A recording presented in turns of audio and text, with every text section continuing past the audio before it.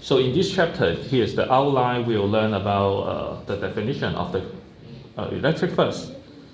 And the main character of this chapter is the Gauss law, of course. And next we will see how to use the Gauss law to calculate some E field, which will make the calculation easier. Because in the last chapter, first we learned the electric field. Then we would like to calculate the E field generated by different topology. For the easiest case, it will be discrete charge. We only need to use the 1/4πε0 times Q over R squared to calculate the E field generated by the charge one by one, discrete charge one by one, and then we add them together. It's fine. But for continuous charge distribution, we may not be able to use this. We may not be able to use that method. We need to use the integration, which will make things more complicated. So here, this is the overview of the electromagnetism. So in chapter 32, we will finish this part. So in this chapter, we'll learn this one, which is the Gauss law. And so for some textbook, it may use a D and H. D for the electric displacement. But in this textbook, we don't use this notation. So you just have a basic knowledge about this is the Maxwell equation. Actually, we are learning one of them. It's just enough. And in chapter 25, we may slightly talk about this epsilon. Chapter 25, which is about the capacitor. We'll talk about it a little bit more. So here we just try to introduce a variable called the electric flux. Electric flux 就是那个通量。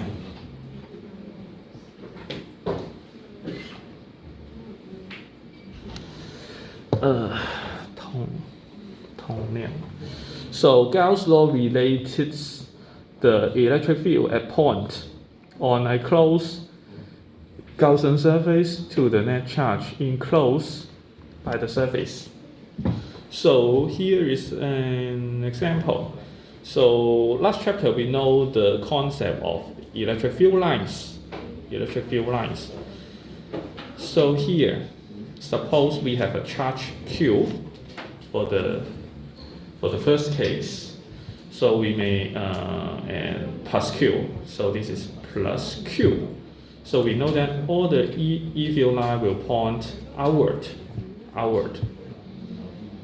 So we use 8 arrows or 8 lines to specify plus Q.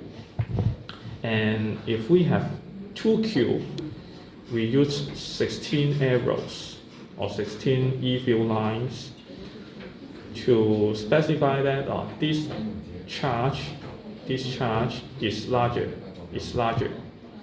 than this one.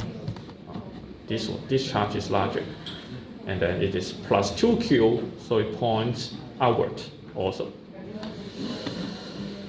But for this case, it is negative 5Q, so it should point inward, and there are only 4 arrows pointing inside. So in this case, we may try to draw a circle there so that we would try to calculate the intersect point. 就是算一下那个 E field line 跟这个固定圆形的一个交点的数目。So we can find that there are 1, 2, 3, 4, 5, 6, 7, 8 intersect points. And then at that point, at all those points, the E field are pointing outward. And for this one, we can find 16 intersect points. And then here we can find 4 points. But the E field line are pointing inwards. So in this case, we will try to define the electric flux in a more rigorous way. So first of all, we define the area vector, 面积向量啊，面积向量。So last chapter we all already know d vector, which is a distance vector. So here we also have area vector. So area vector for an element on the surface is a vector that is perpendicular to the element and has a magnitude equal to the area dA. So dA, the area vector is of course a vector. So suppose we try to cut a curvature, 把一个曲面切成很多小的部分。So we can approximate them all to be a rectangle or whatever shape we like. So for this one, suppose we have a small area. So the area vector will be perpendicular to the surface.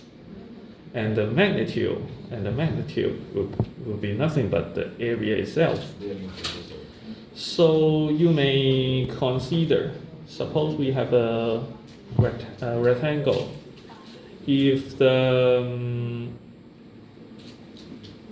direction of the area vector should be perpendicular to it, so there should be 2 possible ways. One is pointing this side, and another case is pointing to the other side. Actually, both are okay. Both are okay. However, for some cases, or especially for this chapter, we will have some ways to determine the direction of the dA. But let's talk about it later. So first we define the area vector, and then we also can define the electric flux in a mathematical way. So the electric flux is a scalar. Scalar. 它是纯量它是纯量。So through a patch element, the area vector is given by a dot product E dot dA. So E is a vector, dA is also a vector. So after the dot product, it becomes a scalar. So d phi is the electric flux for a very small area. So for example, for this one, for case A, so suppose we have a E point to this side, and then dA, we may consider dA point to this way. So E dot dA should be positive. So d phi should be positive. As theta is between 0 degree and 90 degree in an acute angle. So cosine theta should be larger than 0, and so as d phi. And for this one, suppose not yet. No. So here we can decompose E into two components. In the x-axis component, EX, and then this one is the y-axis component. So actually we have a E dA cosine theta, or we can write it as E cosine theta dA. So E cosine theta is nothing but EX, E cosine theta. So it's somehow like the x-axis component, and actually this is the direction of dA. So the y-axis component doesn't relate it to the d phi, doesn't relate it to d phi. Yeah. So actually, the electric field vector P is a small squash patch on the flat surface. Only the x-axis component actually pierces the patch.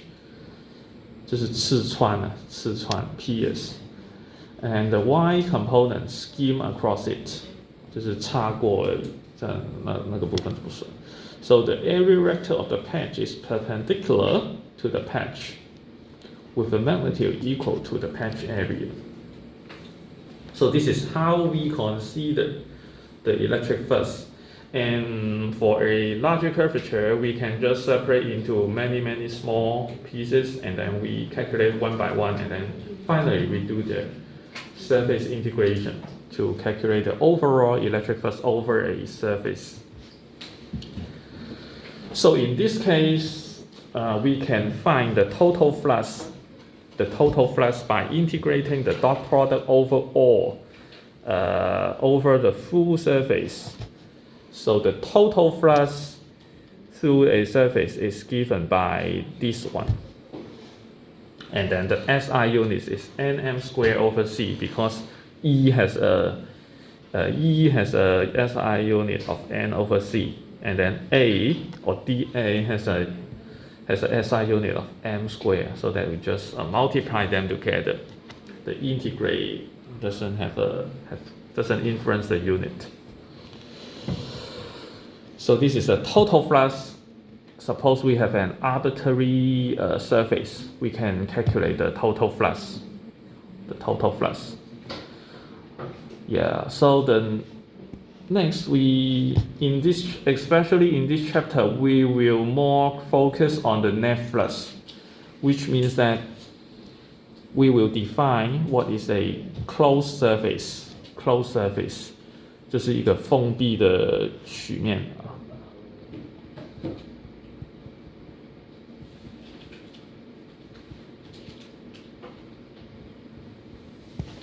So this is a closed surface, which means that there are no hole for the surface, or usually we'll call it a Gaussian surface in the textbook. Gaussian surface. So for closed surface, we will use this symbol to identify it is a closed surface integral. So for some textbook, if it is writing more rigorously, it will something like 2 integral sine dA. To specify it is a surface integration. But in this textbook, it's only use one integral sine. And for some textbook, we may use this one to specify this is a closed surface integral. Especially in math class, the professor may consider that more rigorously. But actually, it's just a symbol. It just specifies, this surface is a closed surface. Then, so it's nothing special. So in this case, we will consider dA. Just now we mentioned that dA may have two possible direction for dA. Now for a closed surface, dA always always points to the outside. Always point to the outside. So this is a must. So you always need to obey this rule. So dA must be defined pointing outwards. So in this case, if the phi is positive, which means that the electric flux is also pointing to the outside. So always point to the outside for phi is larger than 0. If phi is smaller than 0, which means that the electric flux or the net electric flux is inward. And if phi is 0, it's just skim through the surface.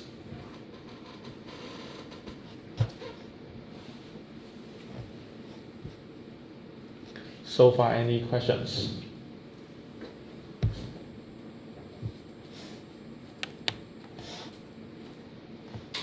No, not any.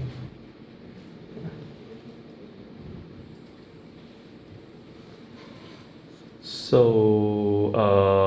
yeah. So actually, it's somehow like if you have a surface, so you need to calculate this phi dE. So always dA should point to the outside. So dA always point to the outside perpendicular to it. dA. Maybe I can draw 3 is enough. You should know actually, yeah, 3 or 4 should be quite enough. dA should be pointed to the outside perpendicular to that point. So if E is pointing outside, maybe E is pointing this way for this one. E is pointing this way for this one. So you can see that all the d phi should be positive, or maybe for some point, maybe here we have a small dE going inside, small e going inside, maybe. But actually, this one is at all the d phi up. It's just like so adding. It's just like adding all the d phi, k, and then k tends to infinity. It's just like a Riemann sum. Add all of them together. Maybe some of the terms are positive, some of the terms are negative. But in overall, if the total phi is positive, which means that generally the net flux is outward. And if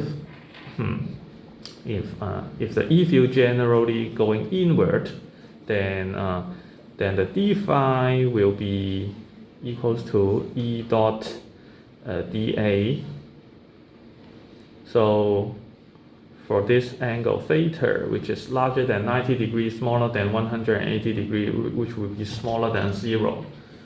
So this is why for phi larger than 0 is outward, for phi smaller than 0 is inward, because we always need to define dA is always pointing outward. This is very important.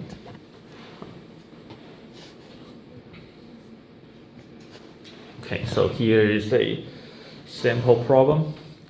So Gaussian surface in the form of cylinder of radius r immersed in a uniform E field. So we have an E field pointing to the right side. So with the cylinder axis parallel to the field, what is the flux of the electric field through this closed surface? So we may separate into 3 parts. So for the first one,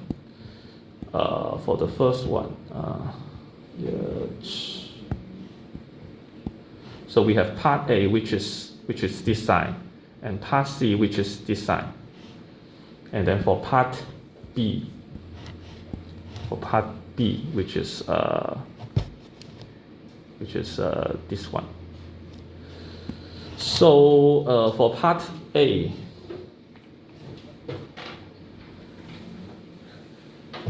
so actually for the total net flux, which can be written like this, E dot dA over the whole cylinder. Maybe we can just call it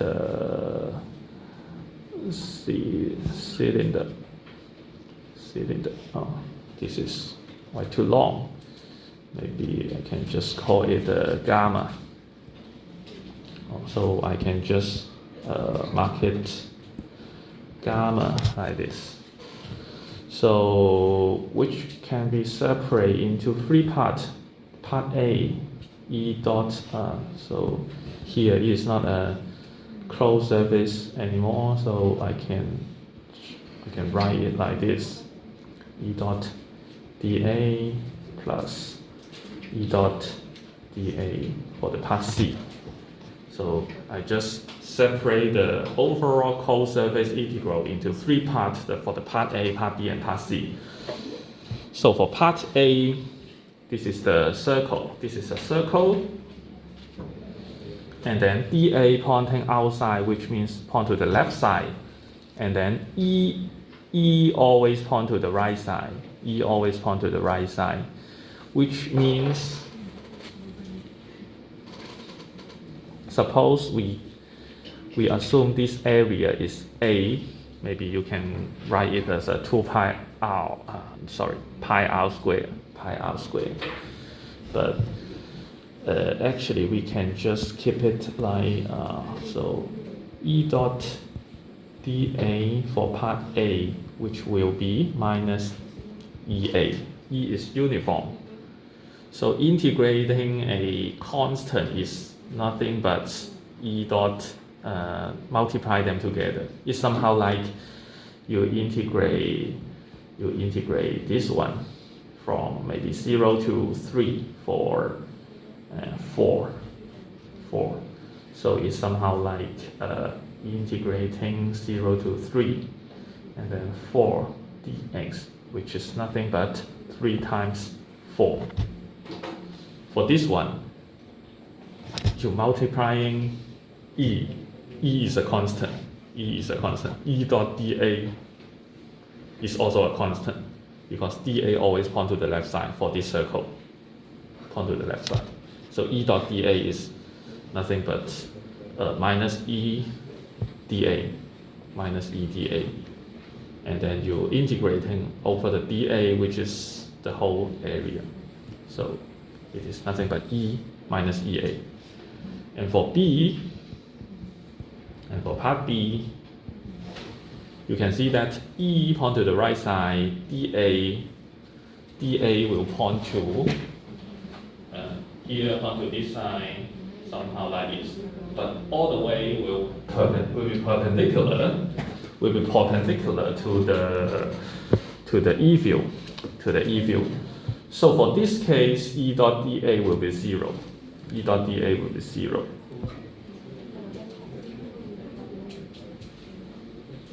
For part B. And for part C, E dot dA will be, here we have E point to the right side.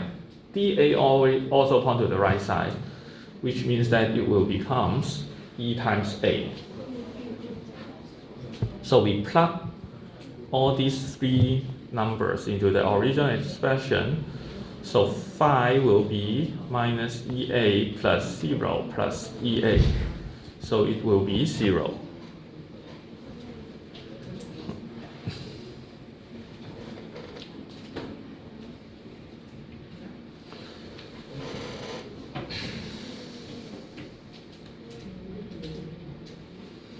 Any questions?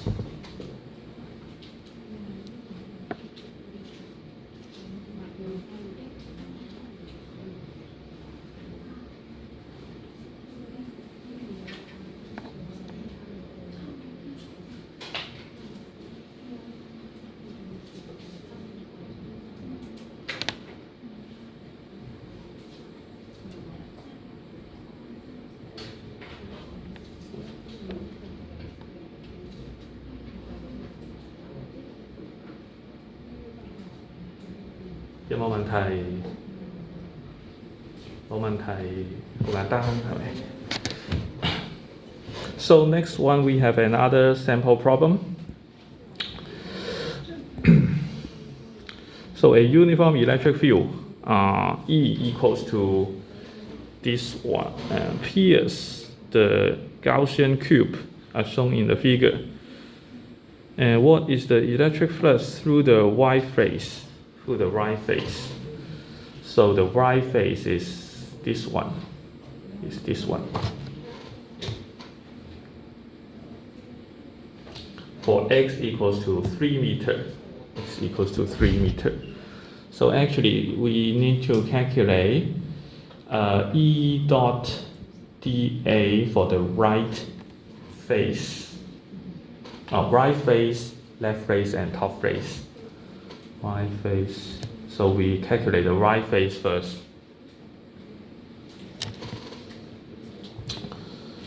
So E is this one. And for the right phase, dA should point to the right side. dA. Which means that you can write it as dA equals to dA, which is the magnitude, and then multiplied by the direction. The direction should be I. Should be I. Point to the x-axis. Point to the x-axis. X-axis. So we can just substitute it into here. So we have a 3xi plus 4j dot I dA.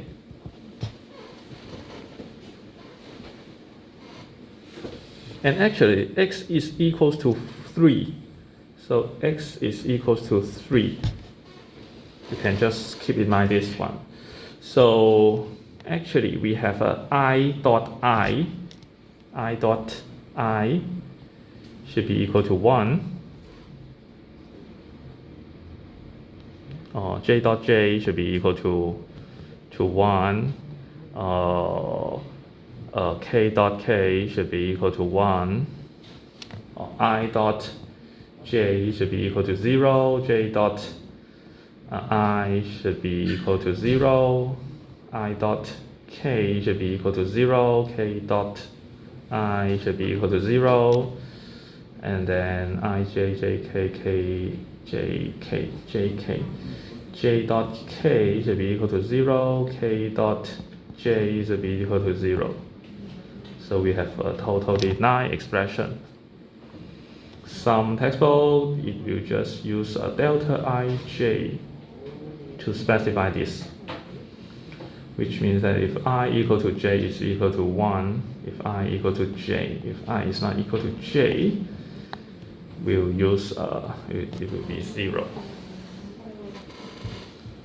So in this case, we have only 3x, because we have I dot I, which is equal to 1, and then for j dot I, which will be 0. So we only have 3x dA.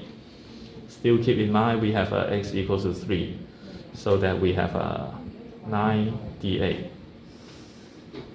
And then we also integrate a constant for this area. For this area, this is 2. So the area should be 4. The area should be 4. So it is nothing but 9 times 4, which is 36 Newton per Newton meter square per coulomb.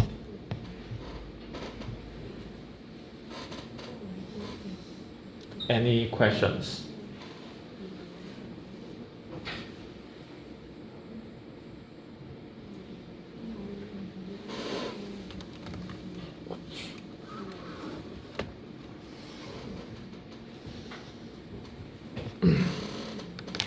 有冇問題？冇問題。好。So next we try to calculate the flux for the left phase. For the left phase, dA should turn to the left side, which means that it should be equal to negative I dA. Negative I dA.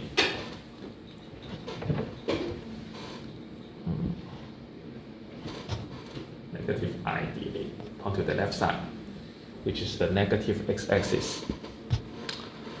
Okay, so we like to write it like this. Integrate for the L part, and then we also have 3xi plus 4j dot minus I dot minus I dA. So this part on this part will be negative 1, negative 1. So we have a negative 3x. This one and this one will be 0. So we have a dA over L. But be careful, for this one, x should be 1. X equals to 1. So we have an integration of minus 3 dA for the left surface. And similarly, A is 4. So we have negative 3 times 4, which is 12 Newton meter square per coulomb.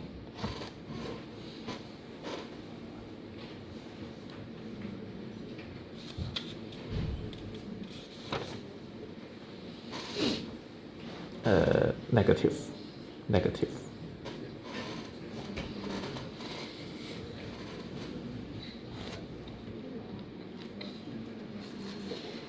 Okay, so next we consider the top surface. This way. So dA point to the right axis, y-axis, which is y-axis is j dA, yeah. So the top surface, E dot dA, which is 3xi plus 4j dot j dA for the top.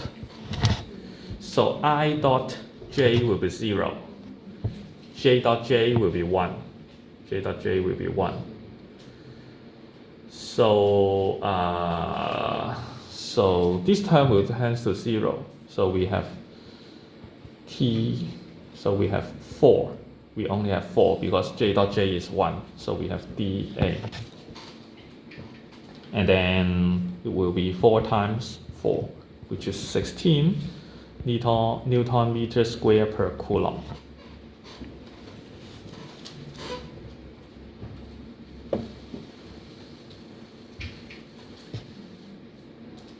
So let me write these parts in again. So if you have a I dot I, which is 1, j dot j, which is 1, k dot k, which is 1.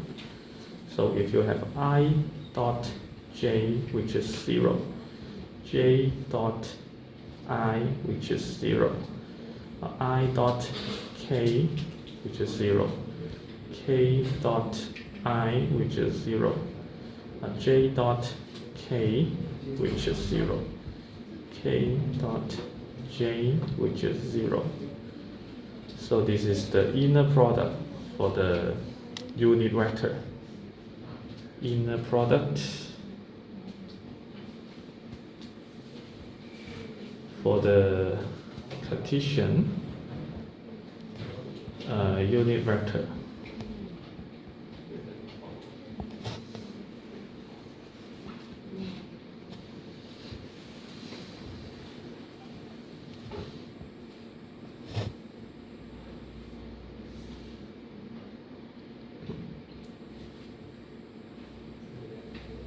So up till now, any questions?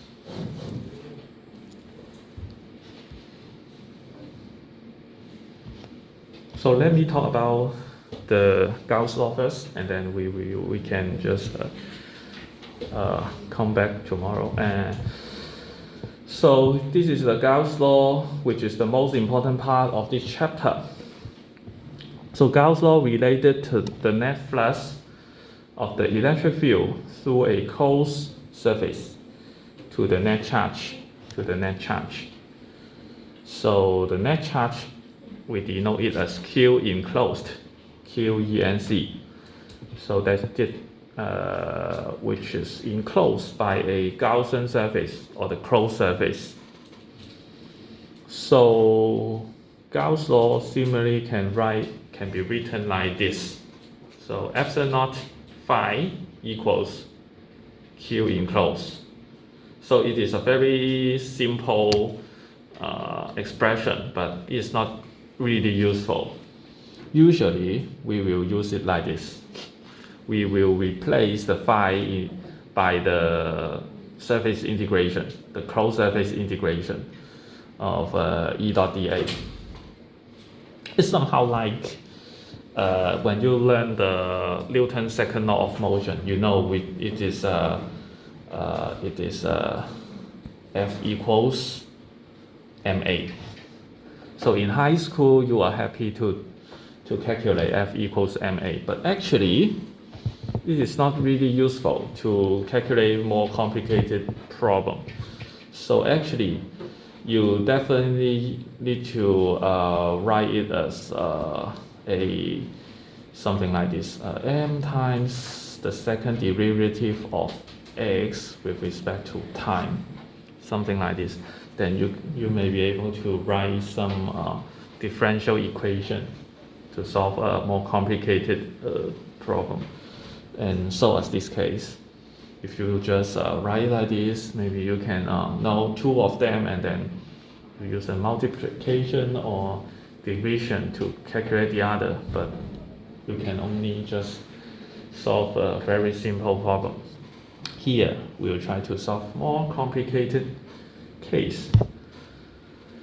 So here we define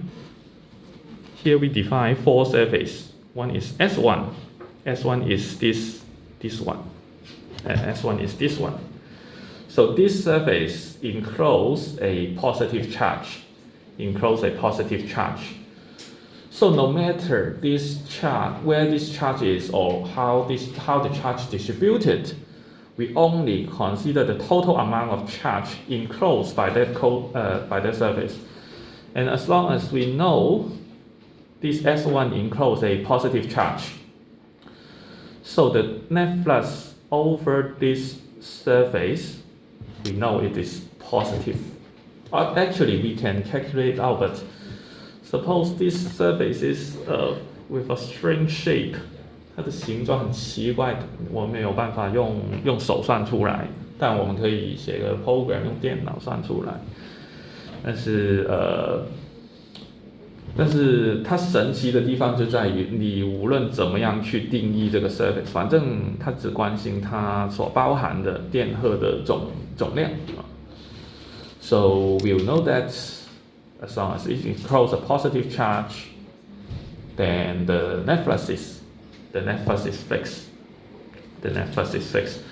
So maybe so here we have phi 1 will be positive, and for S2, which is this one, S2 is this one.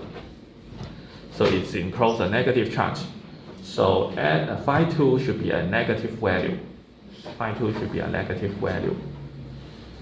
So you can see that this all the E field line are pointing to this side, which is piercing outward to this one. And for this one, you can see all the E field line are pointing into it, towards this negative charge. And for S3, which is this one, it encloses nothing, but you can see that there are some E field line going into this here and then going outside, going into it, going outside. So we can see that phi 3 should be 0. Phi 3 should be 0 because it's enclosed nothing in terms of charge. So no matter this, maybe I can also define as a surface like this, then it will also be, maybe I can also call this one as 5. So phi 5 also equals to 0. And for S4, which is the largest one, like an egg, so it encloses the positive and the negative charge. So the overall charge will be 0 within this S4. So for the charge is 0, which means that the phi also equals to 0. So this is a Gauss law, and this is just a simple interpretation based on the Gauss law. So maybe just stop here and see you tomorrow.